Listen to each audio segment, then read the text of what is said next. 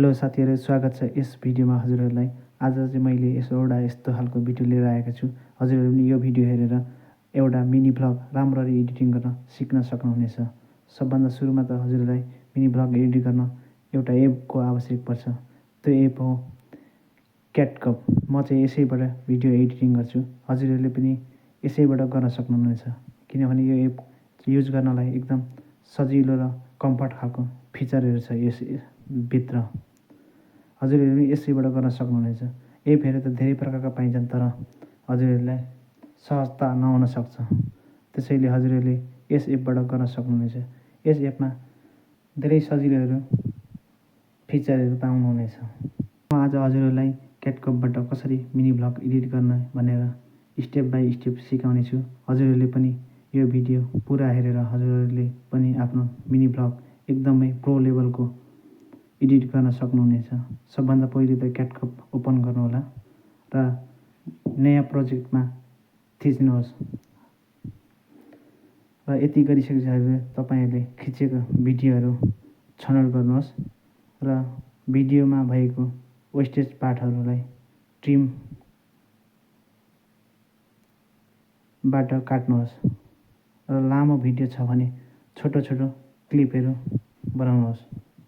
एउटा क्लिप 5 देखि 7 सेकेन्डको जति राख्नुहोस्।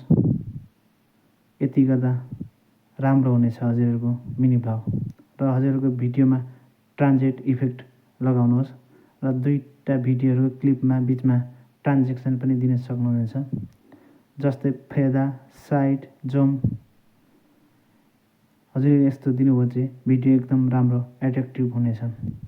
र अर्को रहेको छ ब्याकग्राउन्ड म्युजिक। हजुरहरूले ब्याकग्राउन्ड म्युजिक अनिवार्य राख्नुहोला, किनभने भिडियोमा ब्याकग्राउन्ड म्युजिक भयो भने एकदम राम्रो भोइस, एकदम राम्रो क्वालिटी हुनेछ। यसले सुन्दा पनि एकदम राम्रो हुनेछ। ब्याकग्राउन्ड म्युजिक चाहिँ हजुरहरूले अडियोमा जानुहोला र एपमा भएको म्युजिक लाइब्रेरी वा तपाईँको फोनमा भएको गीतहरू एड गर्नुहोस्। र भ्लगमा रमाइलो र चिल म्युजिक राम्रो सुनिन्छ। र हजुरहरूले अर्को छ टाइटल, क्याप्सन। हजुरहरूले भिडियो एडिट गर्दा टाइटल पनि अनिवार्य राख्नुहोला। टाइटल अथवा क्याप्सन टेक्स्टमा क्लिक गर्नुहोस् र जस्तै टाइटल राख्नको लागि यात्रा सुरु हुँदैछ, यो कफी जबरजस्त छ, यस्तो खालको टाइटल क्याप्सन राख्नु भने हजुरहरूको एकदम राम्रो हुनेछ। र अर्को छ एडजस्ट गर्नु पनि सकिन्छ। र अर्को छ कलरहरू एडजस्ट गर्न पनि सकिन्छ। चाहिँ अप्सनल हो, हजुरले राख्न पनि सक्नुहुन्छ, नराख्न पनि सक्नुहुन्छ। हजुरहरूको इच्छा अनुसार हो। हजुरहरूको भिडियो क्वालिटी कस्तो छ त्यसमा डिपेन्ड रहन्छ। र अर्को छ फिल्टर वा एडजस्टमा गएर भिडियोसँग मिलाउन सकिन्छ र थप सिनेमेटिक लुक दिन सकिन्छ।